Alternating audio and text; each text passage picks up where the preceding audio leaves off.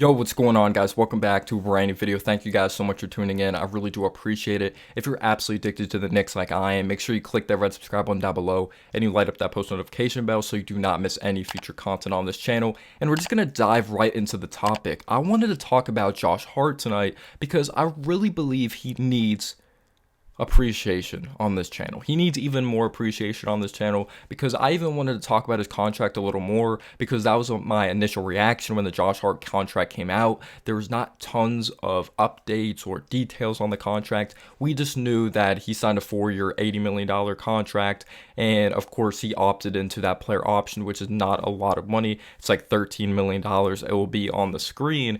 So obviously he's going to be getting that $13 million this upcoming season, and then his contract's going to kick in the season after this upcoming season. And the more and more I look at that contract, I think of it as a steal. And I feel there's not a consistent love and appreciation for Josh Hart when it comes to his fan base. And I'm not even trying to stir up anything. There's tons of Knicks fans that really do love Josh Hart. They love the grittiness he brings to the table, the unselfishness. He just has great chemistry with the overall teammates, and how he came over with 25 games left in the season and we were winning tons of games as well. It's just really hard to adjust like that. Coming over from a team of Portland that's not really successful. He was with the Lakers in the past, New Orleans. He has yet to make the playoffs or be a part of a playoff team, so this was definitely a special feeling. But I feel Josh Hart doesn't get this consistent love from some parts of the fan base because they want this high upside, very athletic, young guy that just has mega potential, that is this sniper from beyond the arc. So a lot of people are tough on Josh Hart when it comes to the inconsistency of sniping it from the outside, as he did not shoot it very well in the playoffs efficiency wise. But if you look at the entire context of Josh Hart in this team, he played out of character that I don't think people really understand. He comes over with 25 games left in the season. He's coming over from a team that it just looks like they're done, of the Portland Trailblazers. Damian Lillard shutting it down soon. They have young, promising pieces, but they're not ready right now, and we'll see what happens with Damian Lillard. We go on to have a record of 17-8 in those 25 games that Josh Hart comes over. We have this long winning streak of 8 wins in a row. It felt like we weren't going to lose at all. And you have to also put into context, Josh Hart just being on the team really has an effect on the record. So when it came to those final 3 games or final few games when we locked up and solidified ourselves as the 5th seed, games like the Wizards count. So technically we kind of had a better record than 17-8 with Josh Hart on the team, because when we're playing the Wizards, I love Quickly. I like all respect to Obi. I wish him the best of luck in a Pacers uniform, but we were really riding with those young guns at the end of the season. So we did have some like losses that really didn't mean anything seeding wise, but when it came to just like big time pivotal games down the stretch to just really get us higher to the standings or solidify ourselves as a 5th seed, Josh Hart was amazing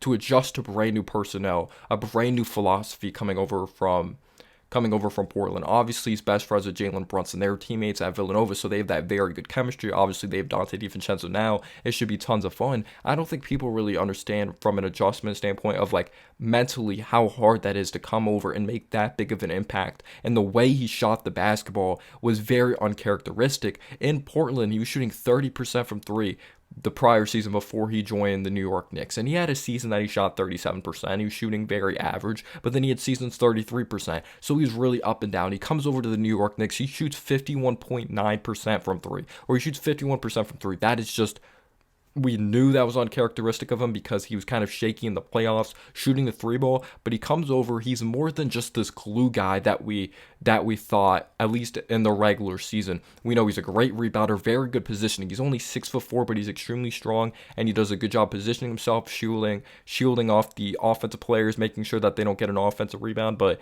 he's just a pest when it comes to rebounding the basketball. Second chance opportunities, getting up in your jersey defensively, hound you as an on-ball defender because he's so strong, because he has such great footwork, jumping those lanes. And when Obi was here, he unlocked more of Obi that I don't think people understand it, because Josh Hart's such an underrated passer. He knows when to slow it down and give it up to Jalen Brunson or give it up to Quickly, whoever's running the show at the point guard position when it comes to personnel out there on the floor, whatever unit it is. He knows when to push the pace and find an Obi. He really helped out Obi and utilized him to the best of his ability. So Josh Hart has a very high IQ of giving his teammates the ball in the right spot. Like, he knows where they want to be. He knows his teammates' strong suits that I think is just such an underrated part of his game. Coast to coast finishing, just right spot, right time, catch and shoot, three ball, finishing with physicality. Just overall, just an absolute beast when it comes to just being a team player and just overall communication. Maybe he didn't have the craziest of numbers points wise,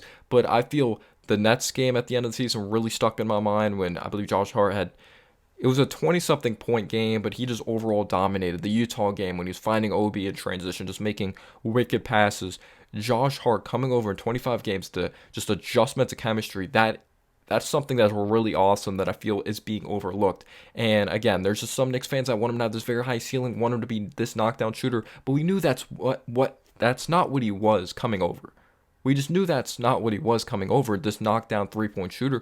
We knew he was this jack-of-all-trades player, and he gave us more, and I think we have to appreciate that, and we have to respect him knocking down those threes because that's kind of him getting out of his comfort zone, knowing I have to step up for this basketball team, especially when it came to playoff time. He had some rough air balls when it came to some three-point shots in the playoffs, especially the Miami series. It was really ugly, but he was one of the main reasons we were successful in the playoffs. Let's be completely real. In game one, it looks like we're taking over that game, but Cleveland goes on a run. The Knicks have a terrible turnover, and in transition, the Cavs lay up the basketball, and the Cavs get the lead late in game one. They're at home. This is the game we had to win, in my opinion, to make sure that the Cavs get beat down mentally as a young basketball team. Josh Hart stays in the game with a hurt ankle, and he has an uncharacteristic performance. You could say offensively. Yes, he's had a game in the past. He has 44 points, but with his role on the New York Knicks, with Randall being able to score the ball, Brunson being able to score the ball, quickly, just Brunson, RJ, Randall, all the main guys being able to score the basketball.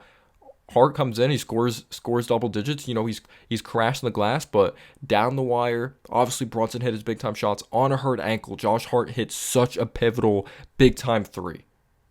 He's just a cramp. My man CK2K says, like in the live streams when I was watching these playoff games with them. Make sure you check him out. Just these finishes in transition. He goes at you. He's a fearless player. And who struggled that game quickly? Grimes didn't have like these offensive showings. Yes, he wasn't a crazy offensive player in the regular season, but the regular season compared to the playoffs, it was like Grimes kind of nothing offensively. I respected his defense. So Josh Hart cleaned up the deficiencies of Randall offensively in the second half because I thought Randall played well in the first half. So he had to cover up Randall's deficiencies offensively in the second half, quickly struggling. And Grimes, he had to play out of character because those guys are struggling. I don't think that's being appreciated enough. Game 2 was absolutely awful. No one really played well in that game, to be completely real. But game 4, another pivotal game. Like, it seemed like the most important games, like game 1 and then a game to go up 3-1, he was awesome again. Cutting to the basket for a huge dunk. The shot clock winding down. Putting up a crazy flip shot that went down. Big time offensive rebound that kicked out to Brunson for a 3. He made big play after big play, which is just tremendous for the New York Knicks. Really, really tremendous. Game 2 in Miami, hitting a couple threes. And obviously Brunson was amazing, and there's a chance maybe we don't get swept, but it's also a team game. Josh Hart hitting a huge 3 in the corner. He's just an absolute beast when it comes to these second chance opportunities and keeping plays alive. And Josh Hart, even when RJ was struggling, I'm sorry, RJ slipped my mind. RJ didn't get it going. Obviously, only made one field goal when it came to Game 6, which broke my heart because I thought he was really figuring it out in the playoffs. He did get buckets from the free throw line or was able to execute from the free throw line, but he had to be better in Game 6. But even RJ slipped my mind because he was playing so well up until that Game 6 after the first 2 games he struggled in Game 1 and Game 2 versus Cleveland. Yeah, he even covered up the deficiencies of RJ offensively. So Josh Hart stepped into a role of someone knocking down threes and just being more offensively than we probably should have needed him to. And just really think about it. Josh Hart probably could have been more comfortable, or this team could have had even a higher ceiling. We're all like a lot of Knicks fans want him to be a sniper's three-point shooter. That's not what he is. But the reality is, I don't think we would be complaining about, why'd we pay Hart? He's not the sniper three-point shooter if Quickly knocked down his threes. If Grimes was more of the efficient three-point shooter that we saw in the regular season. If Randall even stepped up into his role. If we had more floor spacing on this team, that's the reality. We all knew Hart wasn't the sniper coming over, wasn't this consistent three-point shooter, then get the shooters, or shooters need to step up. That is the true reality. So when you look at his contract, obviously he has the team option. or the player option that we picked up that's exercised for $12.9 million, pretty much $13 million. And initially, when I saw 4 years, $80 million, I was like, that's a lot of money. This is my first time really breaking it down with you guys. And I knew afterwards, obviously, that it wasn't $80 million guaranteed. That would have been a lot of money. But he has $22.3 million as a club option that we could decide to pick up or not when it comes to 2027 offseason. But I did the math here. I added up how much he's going to be making the first 3 years when his contract kicks in the 2024-25 season. $58,540,000 for what he brings to the table chemistry-wise, distributing the basketball, knowing when to push the pace, being somewhat of a decent three-point shooter. We'll see if it dips down this season. He just had to make so many sacrifices to his game and play out of his comfort zone that I don't think people really appreciated. I think that's a steal. I honestly think that's a freaking steal. Josh Hart should be appreciated. Again, he doesn't have this crazy ceiling. I'm not saying he's an all-star. I'm not saying he should start. But Josh Hart was freaking awesome, and I'm looking forward to seeing what he could do this upcoming season with actually an 82-game season, not coming over with 25 games left. Let me know down below your thoughts. Peace out, y'all.